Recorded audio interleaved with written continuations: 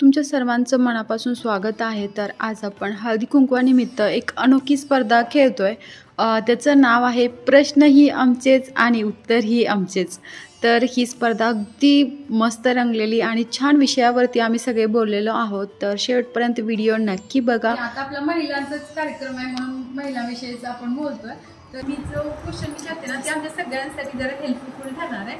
कारण आता तुमच्या लग्नाला 25 वर्ष कंप्लीट झालेत, आता 26वे वर्ष सुरू आहे. मग तुमच्या संसाराची गाडी तुम्ही इथपर्यंत आणली आहे. मग त्याविषयी थोडंसं सांगा की आम्हाला पण द्या की कसं ॲडजस्टमेंट किंवा कसं काही सगळं आम्ही हँडल करू शकतो. कारण तुम्ही कसं मुलांना घर परिवार सगळं पाहुणी रावळी सगळी हँडल करतात, तसं आम्हाला पण जरा सांगा की थोडक्यात सांगा. जास्त सांगा म्हटलं तुम्ही दिवस 2 दिवस 3 दिवस सांगत बसा. आणि भाऊबीविषयी काय वाटतं ते पण लास्ट सांगा.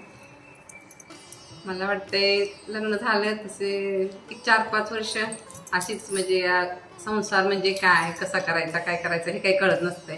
मग त्यात मुलं होणं, परत ते लहानपण बालपण 1 झालं 2 झालं 3 झालं 4 झाली, ते तसंच गेली. तसे 10-12 वर्ष गेली. 10-12 वर्ष संसाराचं असं काही महत्त्वच काही कळलं नाही. पण जसं 12 वर्ष जशी मुलं मोठी व्हायला लागली तसं जरा जबाबदारीची जाणीव व्हायला लागली. त्या जबाबदारी जाणीव होण्यापेक्षा जबाबदारी अशी काही मला वाटलीच नाही, कारण कधी माझ्या आयुष्यात मला काही कमीच पडून दिलं नाही. त्यामुळं हौस मौस करणे, मुलांना सांभाळणे, मुलींच्यावर शक्यतो मी संस्कार चांगले घडवणे.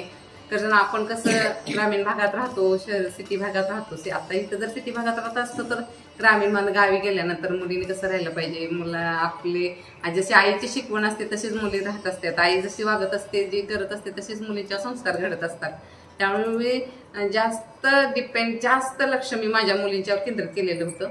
आणि तसं मला माझ्या नवऱ्याचा नेहमी सपोर्ट असायचा, कारण त्यांनी मला कुठल्याही बाबतीत त्यांनी मला असं हे केलं नाही, अडवलं नाही. मग ते कुठलीही गोष्ट असू दे, कुठल्याही क्षेत्रातली, कारण मी काय म्हणाल ते पूर्वदिशा असायची. त्यामुळे मला त्यांनी कधीच असं हे दिलं नाही. काय गोष्टी अशा असतात की आपल्या मनाविरुद्ध सुद्धा घडू शकतात. पण मला वाटतं जर 10 प्लस पॉईंट ह्यांचे असले तर 1 मायनस असला तर तो आपण विसरून जायचा. कारण कुठलाच माणूस असा नसतो की ते गुण आणि अवगुण हे माणसात दोन्ही असतात. पण मी माझ्या नवऱ्यात नेहमी गुणच जास्त बघितले, कारण त्याचे गुणच जास्त आहेत, अवगुण थोडेफार आहेत. त्यामुळे मी गुण प्लस करते, अवगुण मायनस करते. = जे येते ती गुण चांगले येतात. त्यामुळे मी ह्यांना काय काय गोष्टी यांच्या मला खटकतात. अलीकडे जरा कसं असतं, थोड्या दिवस पहिले 4-5 दिवस ते पहिले वर्ष तर आपल्याला लय म्हणजे आपला नवरा म्हणजे दुनियात आपल्यासारखा म्हणजे कोण नसतोय देव म्हणून. माझ्या सगळ्या नवरा कुणाचा नाही, प्रत्येक स्त्रीला वाटत असतं. मला वाटतं सगळ्या स्त्रियांना असं वाटत असतं, कारण फर्स्ट इयर असंच असतं. आणि नवऱ्याला पण वाटत असतं हा माझी म्हणजे माझी तेच, हा असं असतं. सगळ्यांच्या जीवनात तेच घडत असतं. पण नंतर हे प्रेम हळूहळू कमी होत जातं. ते मला वाटतं जशी मुलं होतं तसं आपलं स्वाभाविकच आहे. मुलं झाल्यामुळे थोडं अट्रॅक्शन मुलांच्याकडे होतं, त्यामुळे नवऱ्याचं प्रेम हळूहळू आपलं थोडं कमी होत जातं. नंतर जेव्हा मुले मोठी होतात, मुलं ज्यावेळी बाहेर जातात त्यानंतर पुन्हा आपलं अट्रॅक्शन आपल्या नवऱ्याकडे पुन्हा वाढत जातं, पुन्हा आपलं प्रेम फुलत येतं. असंच आमचं प्रेम फुलत आलेलं आहे. 25वी अॅनिव्हर्सरी आमची गेल्या वर्षी झालेलं आहे, तर 26वे वर्ष माझ्या लग्नाला लागलेलं आहे. आणि मी जशी मुलं घडवली तशी माझी मोठी मुलगी, माझी 2 नंबरची मुलगी, पहिली मुलगी डॉक्टरी नाही, दुसरी इंजिनियर मी केली. कारण माझं एक स्वप्न होतं की माझी एक मुलगी डॉक्टर करायची. कारण मला सलग 2 मुली झाल्या. त्यावेळीच मला तिथं लेबर रूममध्येच हा क्वेश्चन विचारलं होतं की तुम्हाला पहिली मुलगी आहे का, तर मी हो म्हटलेलं. मग ते मला डॉक्टर म्हणले तुम्हाला दुसरी पण मुलगी झाली, पण तुम्ही नाराज होऊ नका, म्हणजे आम्ही कशा डॉक्टर आहेत, तुम्ही एका मुलीला डॉक्टर बनवा आणि एका मुलीला इंजिनियर व्हा. ते वाक्य मी माइंडमध्ये ठेवलेलं होतं आणि तेच मी सक्सेस करून दाखवायचं ठरवलेलं होतं. कितीही अडचणी आल्या कोमलच्या ॲडमिशनच्या वेळेला, पण त्याच्यावर आम्ही मात केली. आणि मी माझ्या नवऱ्याला इतकं मानते की त्यांनी कशाची तमा न बाळगता अगदी संकोचपणे म्हणजे एवढं हे करून कोमलला ॲडमिशन घेतलं.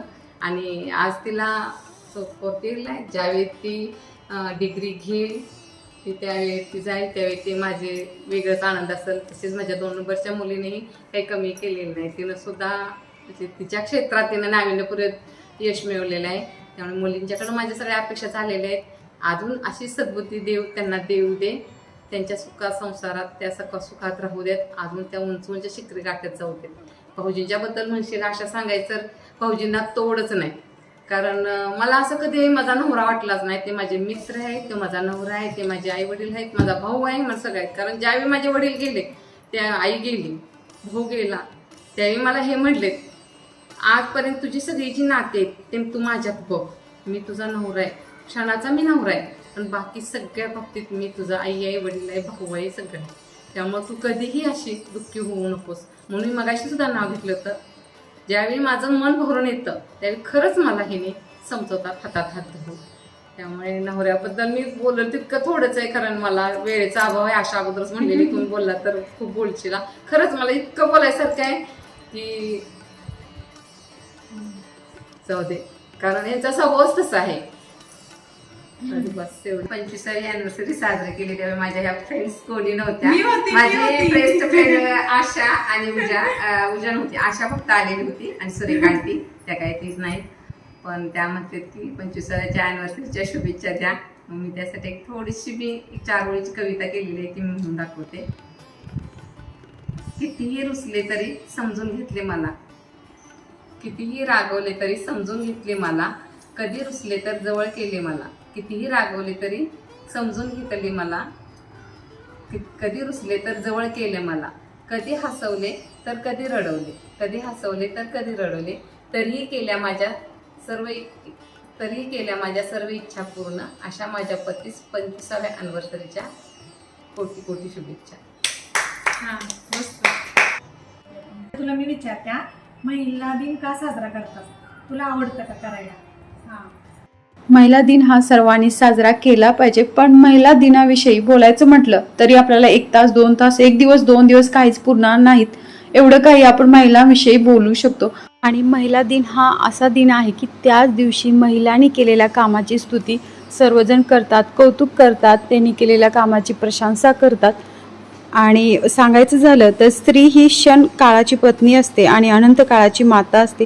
तिला आई, बहीण, मुलगी, पत्नी, मैत्रीण, आत्या, काकी, मावशी, आजी अशा अनेक नात्यांना जपत आलेली असते. आत्ताच्या काळात म्हटलं तर स्त्रिया पुरुषांपेक्षा पुढे गेलेल्या आहेत. प्रत्येक क्षेत्रात तुम्ही पाहिलं तर स्त्रिया ह्या अग्रेसर आहेतच. एक स्त्रीच आहे, तिच्यामुळे सगळं काही घडत आलेलं आहे. आणि एक स्त्री अशी आहे की तिच्यामुळंच परिवार म्हणजे काय आणि घर म्हणजे काय ते कळतं. स्त्री विना घर नाही, स्त्री विना परिवार नाही, स्त्री विना समाज नाही.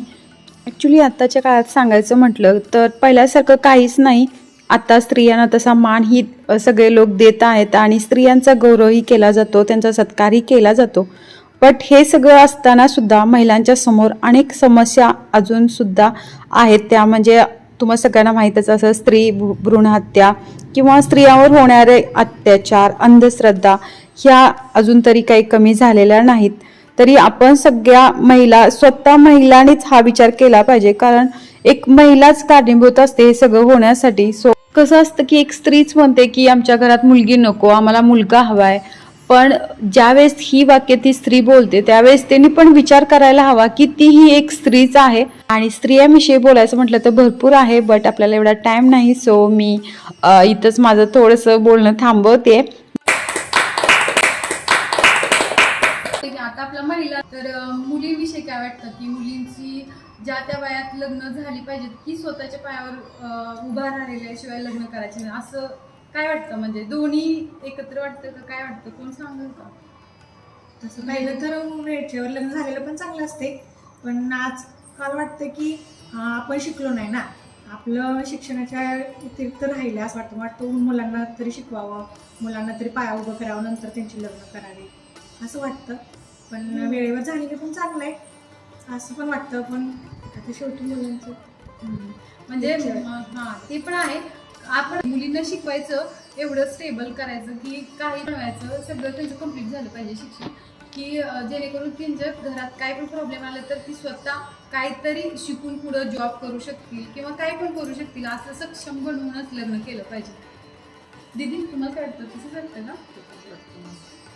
मला वाटतं तसं म्हणजे पहिल्या तसं माणसाचं तसं जुन्या माणसांचा जर विचार घेतला तर वयात आल्यानंतर हे लग्न करणं हे योग्य आहे असं वाटते. पण आत्ताच्या जर दृष्टिकोनातून विचार केला तर डिपेंडेंट मुलींनी स्वतःच्या पायावर उभं राहणं आवश्यक आहे. पण आता आजकाल असं व्हायला लागले की जसं जसं मुलांना आपण जास्त शिक्षण देतोय हां समज बीटेक झाली नाहीतर BAMS झाली MBBS झाली की पोस्टसाठी ह्याच्यासाठी पोरी धडपडतात. मग पुढल्या MD करायची, MD केल्यानंतर तोपर्यंत त्यांचं एज जसं 26-27 समथिंग येते तोपर्यंत त्याचे विचार पण, कारण त्यांच्या त्या सराउंडिंगच त्यांचं असं असते की त्या कॉलेजमध्ये वावरत्यात राहत्यात त्या मुलींच्या ते राहण्यामुळे त्याचे विचार पण तसेच बदल असतात. त्यामुळे आपण लहानपणापासून जे विचार त्या मुलांच्या रुजवलेले असतात त्यांच्या काही जरा पुसट व्हायला लागतात. पुसट व्हायला लागतात आणि त्याबरोबर त्या दराडात अडकल्या जातात. असं म्हणजे माझा तरी एक अनुभव आहे असं म्हणून मी सांगते. म्हणजे असू शकते आणि त्यांचे लय विचारात म्हणजे खरंच लय फरक येतोय आपल्या आणि त्यांच्या विचारामध्ये. कारण आपण तुम्ही मुली आपल्या म्हणू शकतात की तुम्ही लग्न केलं म्हणजे तुमची जबाबदारी संपली असं तुम्ही समजताय. आणि आपल्याला वाटतं आता 23-24 वर्ष मुलं झाले आपण मुलीचं लग्न केलं पाहिजे. म्हणजे मुलीचं तरी शक्यतो आई वडिलांना कसं वाटतं मुलीचं लग्न झालं आपलं तिच्या संसाराला लागली आपलं काम झालं असं म्हणून पण झालं नाही. पण स्वतः अशा म्हणते तशी डिपेंड पाहिजे. कारण कुठलीही परिस्थिती आली तर सामोरं जाण्याची तिच्यात हिंमत पाहिजे, धाडस पाहिजे, तिनं ठेवावं आणि हे करायला तिच्या आईनं तिला लहानपणापासून सपोर्ट करावा आणि शिकवलं पाहिजे आणि मुलीने तसं राहायला पाहिजे. मग कुठलंही तिच्यावर संकट जरी आलं पण आपल्या आई वडिलांच लास्ट त्यांनी मनावर घेतलं पाहिजे. कारण मला वाटतं की लहानपणापासून जवळजवळ 22-23 वर्षाचा काळ आपण आई वडिलांच्यात झालेला म्हणजे आई वडिलांचे विचार तुम्ही एवढ्या 5-6 वर्षात तुम्ही विसरून जाता. एका वर्षात विचारता 2 वर्षात विचारता. कारण कॉलेजला गेले की मेन म्हणजे कॉलेज स्टँडर्ड आपण मुलीला स्टँडर्डला कॉलेजला आणि स्टँडर्डला कॉलेजला घातल्यामुळे कारण सगळेच तसे मुली तिथं असतात. त्यामुळे त्यांच्या विचारात बरेच फरक येत असतो, बराच फरक येतो. त्यामुळं तसं चांगलं आहे. मला तर वाटतं आत्ताच्या ह्याच्यात जर म्हणलं तर स्वतःच्या पायावर उभा करूनच मुलींची लग्न करावीत हे मान्य आहे. पण मुली वयात पण व्हायला पाहिजेत. आय होप फ्रेंड्स की तुम्हाला हा व्हिडिओ आवडला असेल. मी पहिलं म्हटलेलं की 4-5 पार्टमध्ये हळदी कुंकवाच्या कार्यक्रमाचा व्हिडिओ मी अपलोड करणार आहे. सो आता हा 3रा व्हिडिओ होता. ह्याच्या अगोदर 2 व्हिडिओ अपलोड केलेले आहेत आणि ह्याच्यानंतरचेही व्हिडिओ लवकरच अपलोड करणार आहेत. तेही तुम्ही नक्की बघा. Thank you for watching.